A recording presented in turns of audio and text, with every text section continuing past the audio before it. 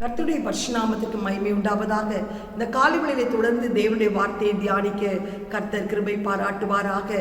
யாக்கோபு 1:5 ஒருவன் ஞானத்திலே குறைவுள்ளவனாய் இருந்தால் சம்பூர்ணமாய் கொடுக்கிற ஜோதிகளின் பிதாவிடத்திலே கேட்க கடவன் என்று நாம் தியானித்துக் கொண்டிருக்கிறோம்.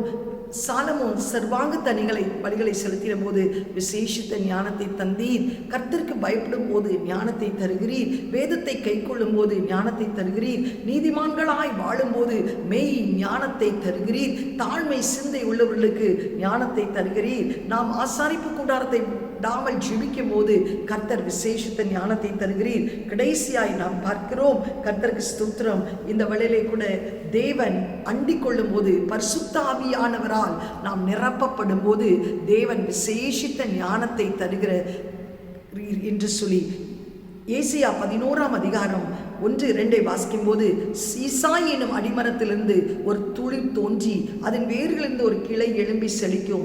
ஞானத்தையும் உணர்வையும் அருளும் ஆவியும், ஆலோசனையும் பெலனையும் அருளும் ஆவியும், அறிவையும் கர்த்தருக்கு பயப்படுகிற பயத்தை அருளும் ஆவியும் ஆகிய கர்த்தருடைய ஆவியானவர் அவர் மேல் தங்கி இருப்பார். கர்த்தருக்கு பயப்படுதலே அவர் உகந்த வாசனையாயிருக்கும்.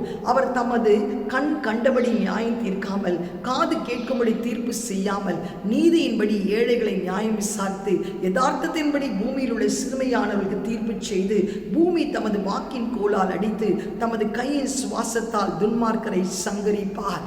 பரிசுத்த ஆவியானவர் நமக்குள்ளே வரும்போது கர்த்தருக்கு ஸ்தோத்திரம், தேவன் நமக்கு விசேஷித்த ஞானத்தை கர்த்தர் தர வல்லமை உள்ளவராய் இருக்கிறார்.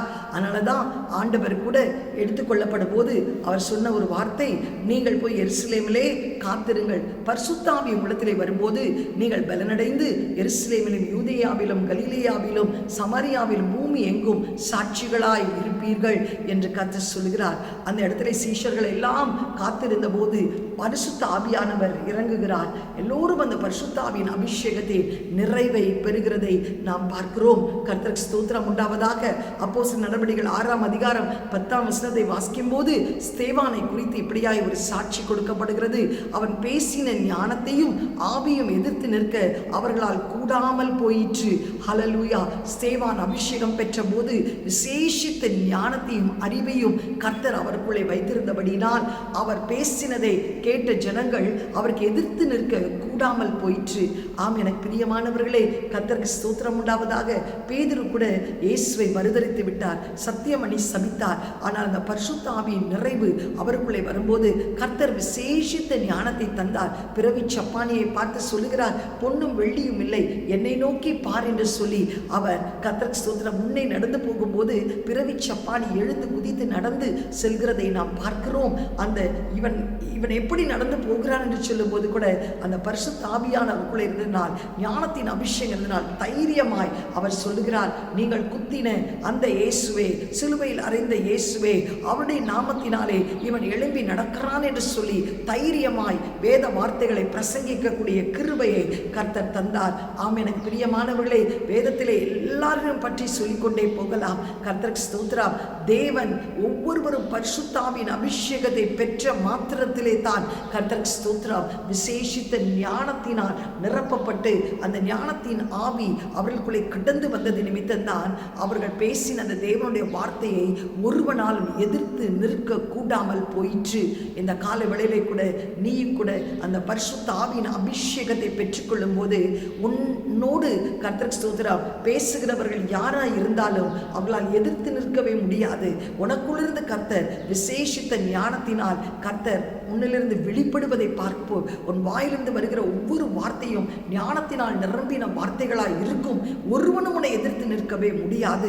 கர்த்தருக்கு ஸ்தோத்திரம். இந்த காலை வேளையிலே கூட நீ அந்த பரிசுத்த ஆவியின் அபிஷேகத்திற்காய் வாஞ்சிக்கும் போது, அந்த அபிஷேகத்தின் நிறைவினால் நீ உன் பாத்திரம் நிரம்பி இருக்கும் போது தேவன் மெய் ஞானத்தை உனக்கு தந்து ஒருவரும் உன்னுடைய வார்த்தைக்கு எதிர்த்து நிற்கக்கூடாத கிருபையும் பலனையும் கர்த்தர் தருவார். இன்னைக்கு அநேகர் எதிர்த்து பேசுகிறார்களே, என்னை ஏளனமாய் நடக்கிறார்களே, என்னுடைய வார்த்தைக்கு வார்த்தைக்கு ஒரு மரியாதை இல்லையே, என் வார்த்தைகள் எடுபடவில்லை என்று சொல்லி சோர்ந்து போயிருக்கிறாயா? இன்றைக்கு அபிஷேகத்தை பெற்றுக்கொள். அந்த பரிசுத்த ஆவி உனக்குள்ளே வரும்போது விசேஷத்தை ஞானத்தை கட்ட தருவார். அந்த ஞானத்தோடு நீ பேசும்போது ஒருவனும் உன்னை எதிர்த்து நிற்க முடியாது. ஸ்தேவானை எதிர்த்து நிற்க முடியவில்லை, கல்லெறியதான் முடிந்தது. ஆனாலும் ஸ்தேவானுக்கு தேவ மகிமை திறக்கப்பட்டு பரலோக ராஜ்யத்தை பார்க்கும்படி இயேசு நிற்கிறதை காணும்படி கர்த்தர் கிருபை செய்தார். கண்களை மூடி, ஆண்டவரே என்னையும் அந்த பரிசுத்த ஆவியினால் நிரப்புவீராக என்று சொல்லி நாம் தேவ சமூகத்திலே ஜெபிப்போம். எங்களை அதிகமாய் நேசிக்கிற நல்ல தகப்பனே, இந்த காலை வேளையிலும் அப்பா பரிசுத்த ஆவியின் நிறைவு எங்களுக்குள்ளே வரும்போது, பரிசுத்த ஆவியின் அபிஷேகத்தினால் நாங்கள் நிரப்பப்படும் போது கர்த்தாவே ஏசப்பா நீர் மெய் ஞானத்தை எங்களுக்கு தருகிறீர். நாங்கள் ஆண்டவரை வேதத்திலே வாசிக்கிறோமே, ஸ்தேவான் அபிஷேகம் பெற்று ஆண்டவரை ஊழியத்தை தொடங்கும் போது அவன் பேசின வார்த்தைகளில் உள்ள ஞானம் கண்டறிந்த போது ஒருவராலும் அவன் வார்த்தைக்கு எதிர்த்து நிற்க கூடாமல் போயிற்றப்பா. அப்போஸ்தலனாகிய ஆண்டவரே பவுல் ஒரு பெரிய படித்தவனாய் இருந்த போது கூட ஆண்டவரே அவன் பரிசுத்த ஆவியின் அபிஷேகத்தை பெற்ற போது கிறிஸ்துதான் தேவன் என்று சொல்லும் போது அவன் வார்த்தைக்கு எதிர்த்து நிற்க ஒருவராலும் கூடாமல் இருந்தது. பேதுரு ஒரு பேதையாய் இருந்த போது கூட தாவே தேவனை மறுதளித்த போது கூட பரிசுத்த ஆவியின் நிறைவு அவருக்குள்ளே வந்தபோது ஆண்டவரே தைரியமாய் தேவனுடைய வார்த்தையை பிரசங்கிக்கக்கூடிய ஒரு கிருபையும் ஞானத்தையும் அந்த பேதைக்கு தந்து அந்த பேதையை ஞானமாக்கினீரே, ஞானவானாக்கினீரே. இந்த காலை வேளையிலே கூட எனக்கு பேச தெரியவில்லையே, என் பேச்சு எடுப்படவில்லையே, என் பேச்சுக்கு ஒரு தகுதி இல்லையே என்று சொல்லி அங்கலாய்க்கிற ஒவ்வொருவரையும் பரிசுத்த ஆவியினால் நிரப்புவீராக. அந்த பரிசுத்த ஆவி அவர்களுக்குள்ளே வரும்போது ஆண்டவரே அவர்களுடைய வார்த்தைக்கு ஒருவனும் எதிர்த்து நிற்கக்கூடாதபடி அந்த ஞானத்தினால் அவர்களை நிரப்பும். கர்த்தாவே, ஒருவன் ஞானத்திலே குறைவுள்ளவனாக இருந்தால் ஜோதிகளின் பிதாவிடத்தில் கேட்க கடவன் என்ற வாசனத்தை இந்த 7 நாட்களும் தியானிக்க எங்களுக்கு உதவி செய்தீரே. அந்த ஞானத்தை பெறுவதற்குரிய வழிகளை எங்களுக்கு காண்பித்தீரே அப்பா.